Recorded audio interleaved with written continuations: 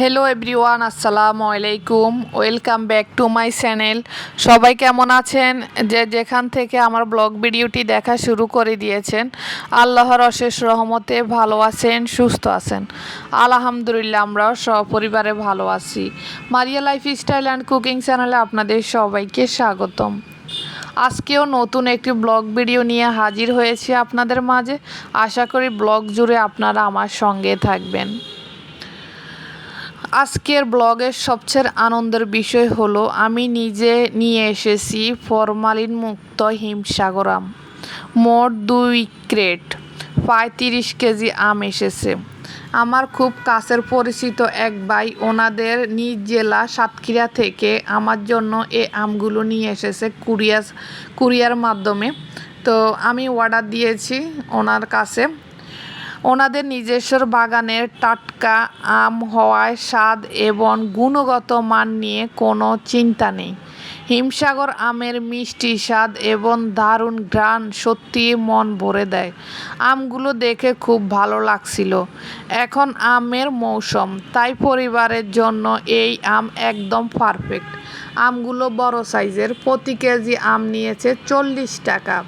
কিন্তু আমার এখানে এসে নিয়ে আসতে খরচ পড়ছে 800 টাকা। 2 ক্যারেট আম, 30 কেজি আম ঢাকা আনতে 1200 টাকা খরচ। 800 টাকা খরচ, 1200 টাকার আম, মোট 2000 টাকার আম। এখানে 30 কেজি আম আমি 2000 টাকা দিয়ে নিয়ে এসেছি। তো ওনাদের বাগানের একবারে ফরমালিন মুক্ত আম। উনি প্রথমে আমাদের কয়েকটা আম দিয়েছে খাওয়ার জন্য। পরে আমগুলো খেয়ে আমাদের খুব ভালো লাগছিল, এজন্য আমরা ওনাকে অর্ডার দিয়েছি। আমার মা অর্ডার দিয়েছে 2000 টাকার আম এনে দেওয়ার জন্য। পরে উনি বলছে, আন্টি আপনারা 2000 টাকার আম 30 কেজি পাবেন। তো এখানে আমি সকালে এই যে নাস্তা খাওয়ার জন্য ডাই কেক, চা আর আম নিয়েছি। যে আমগুলো বেশি পাকা সেগুলো আগে কেটে ফেলেছি, তাছাড়া এগুলো না হলে নষ্ট হয়ে যাবে, এজন্য। তা আমি নাস্তা শেষ করে চলে আসছি কিচেন রুমে। আমি কিচেনে আমার কাজ করব, আর মা আমগুলো সুন্দর করে যেগুলো বেশি কাঁচা সেগুলো আলাদা করব, যেগুলো একটু বেশি পাকা সেগুলো আলাদা করবে, কারণ 30 কেজি আম তো আর 1-2 দিনে খাওয়া শেষ হবে না, এজন্য। তা আমি এই যে সিঙ্ক পরিষ্কার করব, চুলা করব। আজকে আমি রান্না করতে নিয়েছিলাম গরুর ফ্যাপসা আর কলিজা, কারণ আমরা মানুষ কম, বেশি তরকারি করব না, এজন্য। তার আগে আমি এই সিঙ্ক আর চুলাটা ক্লিন করে নিয়ে তারপরে রান্না দিয়ে দিব। হঠাৎ আমার বাসায় একজন মেহমান চলে আসছে, তো ওনাকে বলছি দুপুরে খাওয়া দাওয়া করে যাবেন। উনি বলছে, যদি তোমরা আমাকে খাওয়াও তাহলে অবশ্যই পাতলা ডাল আর শুটকির ভর্তা করতে হবে। এমনিতে আমি আমের কাজ শেষ করে নাস্তা করে দেরিতে কিচেন রুমে এসেছি, কারণ আমি জানি আজকে আমার একটা পদ তরকারি রান্না করব, এজন্য দেরিতে আসছি। কিন্তু হঠাৎ উনি আসাতে এখন তো আমার একটু কাজের চাপ পড়ে গেছে। পরে আমি খুব দ্রুত ডাল ধুয়ে চুলায় দিয়ে দিলাম। ডালের সাথে আদা, রসুন, টমেটো, কাঁচামরিচ, হলুদ গুঁড়া, লবণ দিয়ে ডালটা এক চুলায় দিলাম। আর আরেক চুলায় আমি এই যে ফ্যাপসা আর কলিজাটাকে ভালো করে ধুয়ে পরিষ্কার করে নিয়েছি। নিয়ে এগুলোকে আমি সিদ্ধ পানি দিয়ে কয়েকটা বলক দিয়ে এই পানিটা ফেলে দিব। ফেলে দিয়ে উপরে স্কিনটা ফেলে দিয়ে ছোট ছোট টুকরো করে আমি রান্না করব।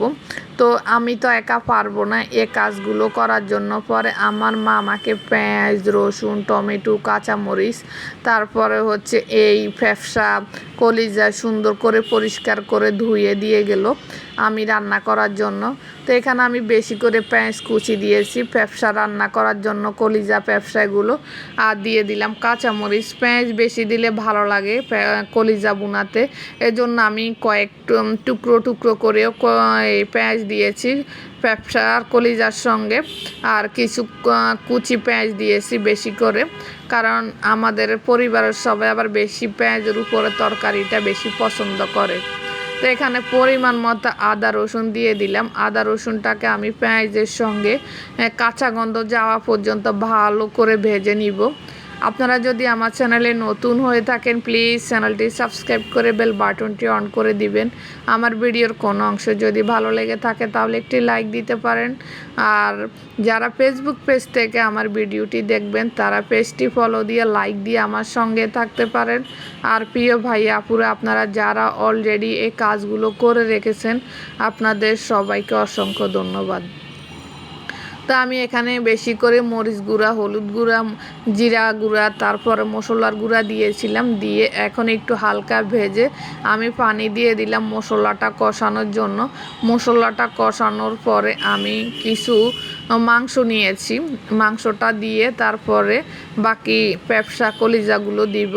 আমি একটু গুঁড়া মরিচ বেশি দিয়েছি কারণ কলিজা তো একটু কালো কালো, এর জন্য যেন কালো না দেখায়, এই জন্য আমি একটু বেশি করে মরিচ গুঁড়া দিয়েছি যেন লালের মধ্যে আমার তরকারিটা হয়। তো এখানে এই যে আধা কেজি মাংস নিয়েছি, মাংসটা ছোট ছোট টুকরো করে ধুয়ে পরিষ্কার করে এই যে দিয়ে দিলাম তেজপাতা, এলাচ, দারচিনি, লবঙ্গ, এগুলো দিয়ে পরিমাণ মতো লবণ দিয়ে এটাকে আমি আগে সিদ্ধ করে নিব। তারপর এক চুলা কাঁঠালের বিচি বেজে নিচ্ছি। উনি যে বলছে ভর্তা খাবে, শুটকির ভর্তা, তো কাঁঠালের বিচির এই ভর্তাটা আমার মা করবে। আর এখানে এই যে আমার যখন মাংসটা সিদ্ধ হয়ে গেছে তখন আমি পেঁপসা, তারপর হচ্ছে গুদ্দা, তিলাই, এগুলো একটু আগে দিয়ে দিলাম কারণ এগুলো একটু সিদ্ধ করে তারপর আমি কলিজাটা দিব।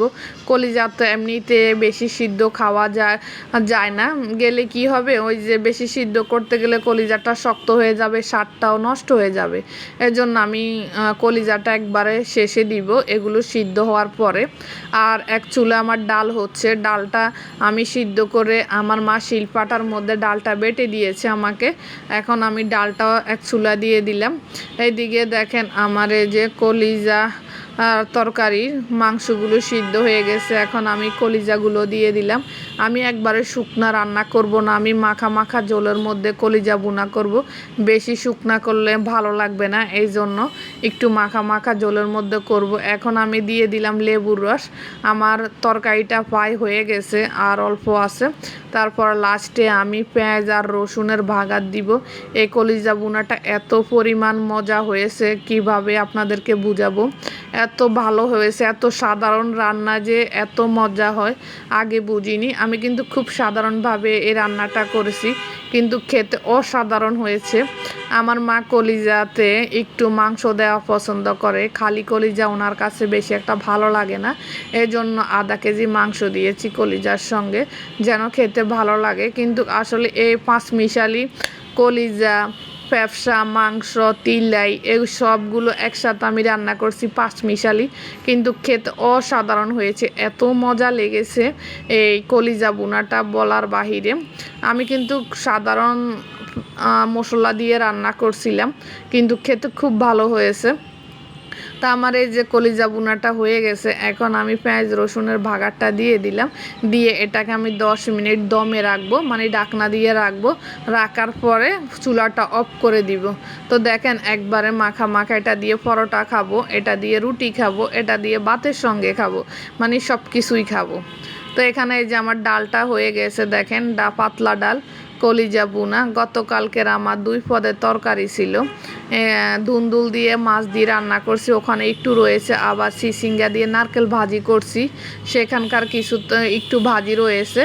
আর কাঁঠালের বিচি দিয়ে শুটকির ভর্তা আমার রান্না হয়ে গেছে। প্রিয় ভাইয়া আপুরা, আজকে দিয়ে আমরা দুপুরে খাবার খেলাম।